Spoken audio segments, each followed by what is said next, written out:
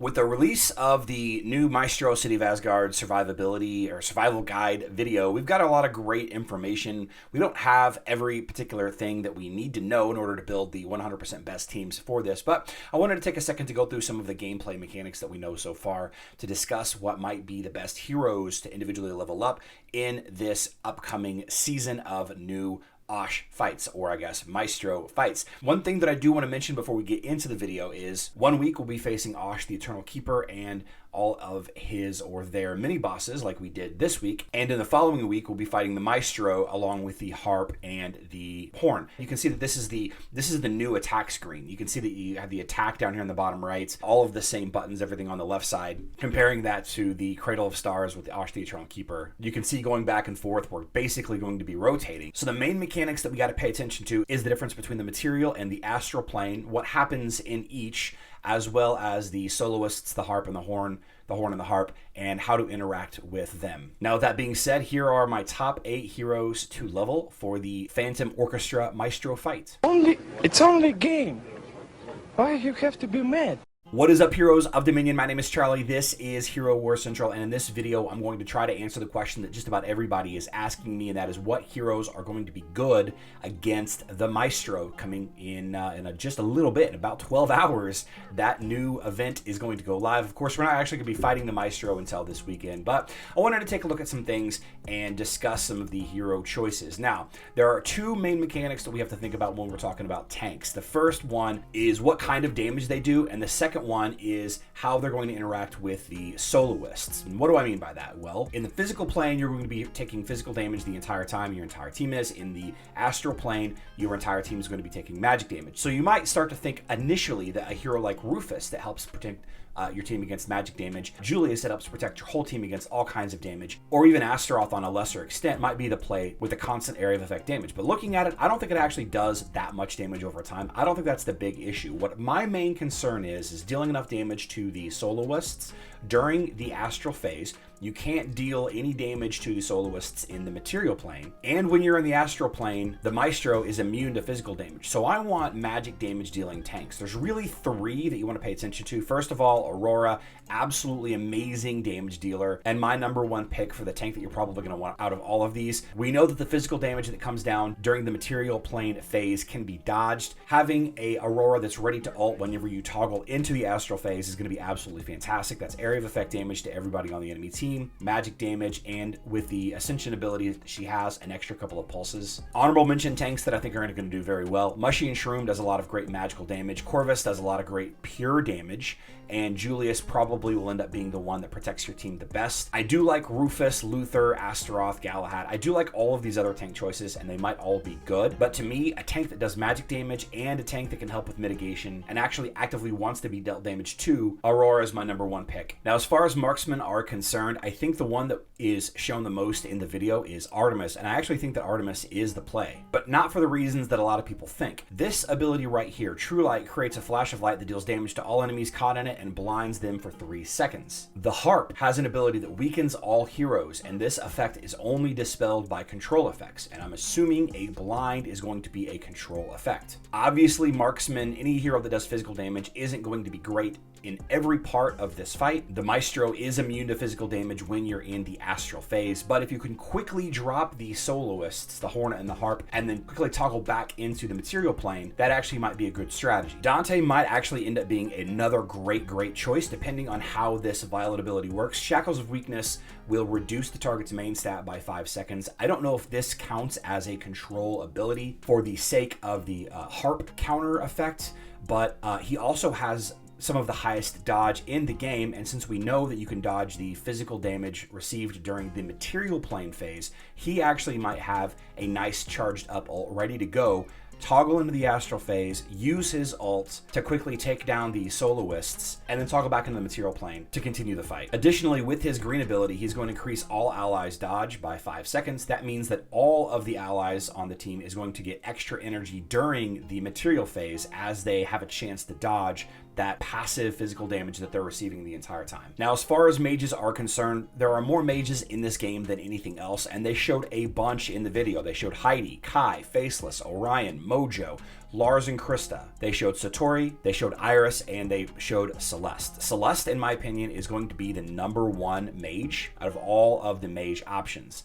There is a problem though. One thing that you need to consider whenever you're starting to deal with some of your support-ish heroes in this fight is the fact that the horn will stun nearby enemies. It looks like in all of the video examples, the horn stuns the front 3 allies. No matter how far back you stand, if you only have 3 heroes left, all 3 will end up getting stunned.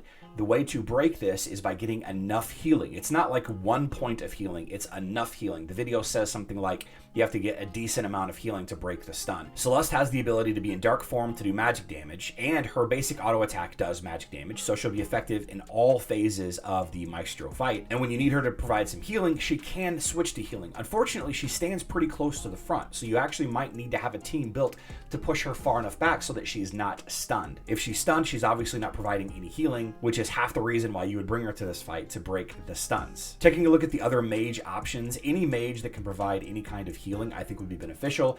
Single target damage dealers, I think that there were some tricks in the video like Faceless and Kai. I think Lars and Krista are not a good choice. High damage output heroes like Mojo, Orion, heroes that can protect your team from the passive damage like Judge. Even Satori was shown a bunch. There are a lot of great mage options that can provide a little bit of healing to remove the stuns, a little bit of control effects to remove the weaken effect. Having those utility abilities on top of having high damage output is going to be the play, but I still think that Celeste and the right team is the choice. Now, one thing that was not listed very much are control heroes. We did see Leon once in the video, which I don't think is a usable team. We also saw Phobos early on in the beginning in an undead team. I think that Phobos might end up being the best choice here. Phobos does provide a little bit of healing to your team. I don't know how much it's going to be. A lot of Phobos's kit is in paralyzing an enemy, which we're not sure if that's going to work. It does work on some bosses, but not others. It does provide a ton of magic damage, and it also burns energy during the ability, but I don't know if Maestro is going to have energy to burn, so it's really hard to say. When it comes to control heroes or heroes with a control subclass, I think the better option is actually going to go with a hero that is one of the other roles like Mage, Support, or even a tank instead,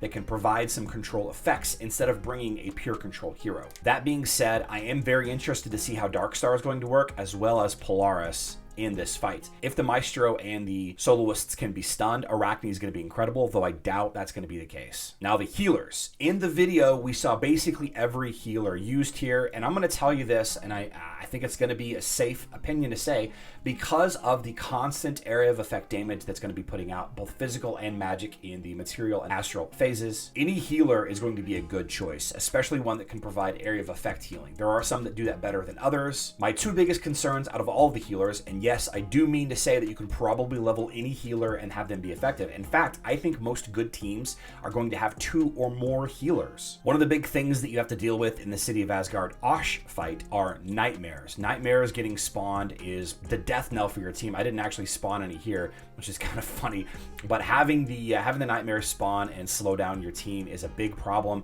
And generally speaking, if your team has to deal with those, you cannot win the fight. You're not going to do very well. 5 million, I guess, is whatever. So again, I do say it's very likely that most good teams in this fight are going to have 2 or even 3 healers, maybe 2 healers plus a hero that can do off healing like Phobos or even Artemis's self healing. The 2 healers that I worry about the most are going to be Marcus and Martha. And the reason why I say that, Marcus stands very far forward, and we know that the horn stuns the front 3 enemies. Same problem that I had with Celeste that I discussed a few seconds ago. Marcus is one of the highest raw output healers in the game, but he stands very far forward, and if he's stunned, he can't provide your team any healing. Martha, on the other hand, stands really far back. Her area of effect healing, her primary mode of healing your team is through her teapot, and that will break with area of effect damage. If there is constant physical or magic damage raining down, I think that her teapot might be broken constantly, making her the worst healer for this fight. Her speed up ability obviously is going to be very strong still, but that doesn't provide any healing. Her green ability actually heals just her, not any of her allies. It's the Tea Party totem that really gives the party healing. Enemies can't target the totem, but it can take AoE damage. And then finally, the Violet ability while the totem is active. So if the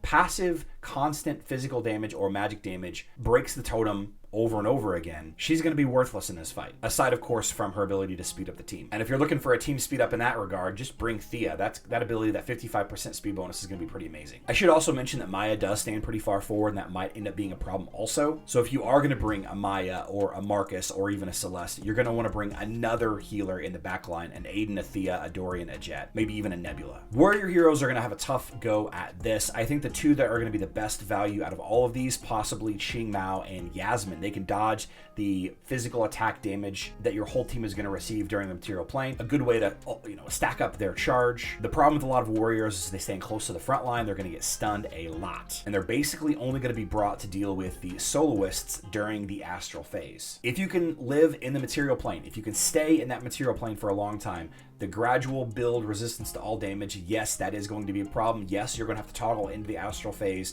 do something, and then toggle back. The longer you can stay in the material phase, if it's a very long time, then warriors will matter. And the warriors that deal the most damage to a single target are going to be the play. That's going to be Ishmael, Qing Mao, Elmir, and possibly Tristan. I'm not actually sure how Kayla's ability is going to interact. Is she going to be able to jump to the backside? Is she going to be targeting all three enemies at once? Kark can't pop up enemy bosses, so he's going to be basically worthless in this fight. The number one choice out of all of these, though, I think is going to be Ishmael. Ishmael has vampirism. If he's stunned, that won't matter, but he does have a little bit of self-healing. But this ability right here, I think, is going to be the big one.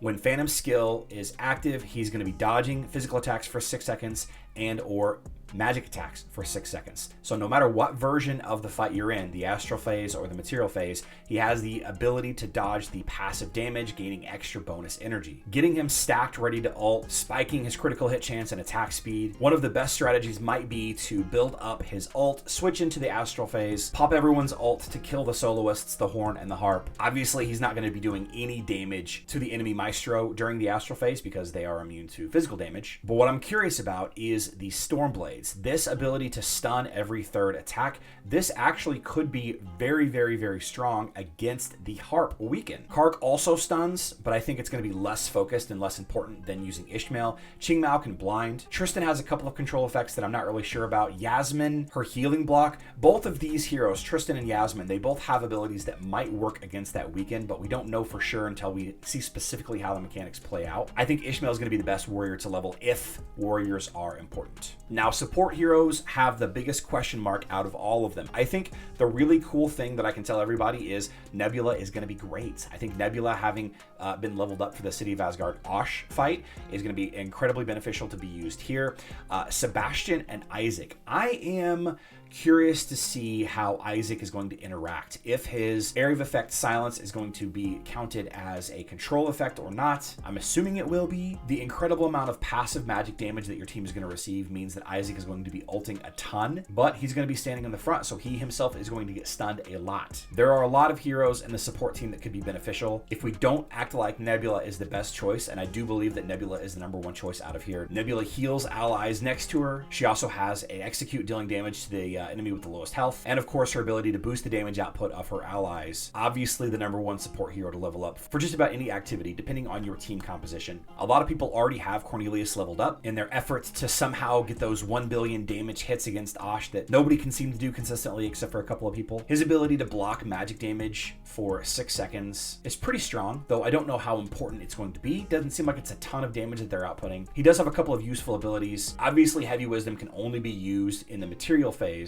of the fight. A lot of people are suggesting to just use the LOL Osh team with Cornelius and stay in the material phase as long as you possibly can. I don't think that team's going to work very well, but you do have two nice control abilities here, and Cornelius does stand pretty far back. Those two abilities might end up being more important than the protective dome, but his Heavy Wisdom doing big crit damage obviously is going to be something that they're going to try. And if you have perfect timing somehow, some way, then you should too. For those of us without perfect luck, it remains to be seen if Sebastian can remove the stuns. My guess is that he cannot. If Sebastian can block the stuns and the weaken effects, my thinking is that he cannot, because he doesn't seem to block the Nightmare stuns in the Osh fight. Every single one of these support heroes has a set of abilities that could be beneficial, depending on a couple of questions that we still have about key mechanics and features. Fafnir is going to be good if we can use warriors and marksmen. Amira is going to be good if her wishes actually impact the fight, but she's not a great boss killer. A lot of people leveled up Alvanor for the Osh fight, but I don't think his damage output is high enough for it really to matter. He does have some good healing, especially with his Grovekeeper allies. I think Nebula is the clear winner here. with a couple of question marks, Cornelius, Sebastian, Isaac as the runner-up. Maestro of the Phantom Orchestra is going to go live on Monday. Technically Sunday night, I suppose. I'm not sure if we're gonna have new mini bosses and fights to deal with in the first phase, but we will take a look at those when they do go live. And it might be a week or two before we find some of the better teams. Though I would imagine there are some great pieces of software out there doing some of the heavy lifting for us already. September 23rd. I'm very excited, guys. Let me know in the comment section down below what you think are going to be the best heroes to level up for this fight. I love you all. Good luck in Dominion.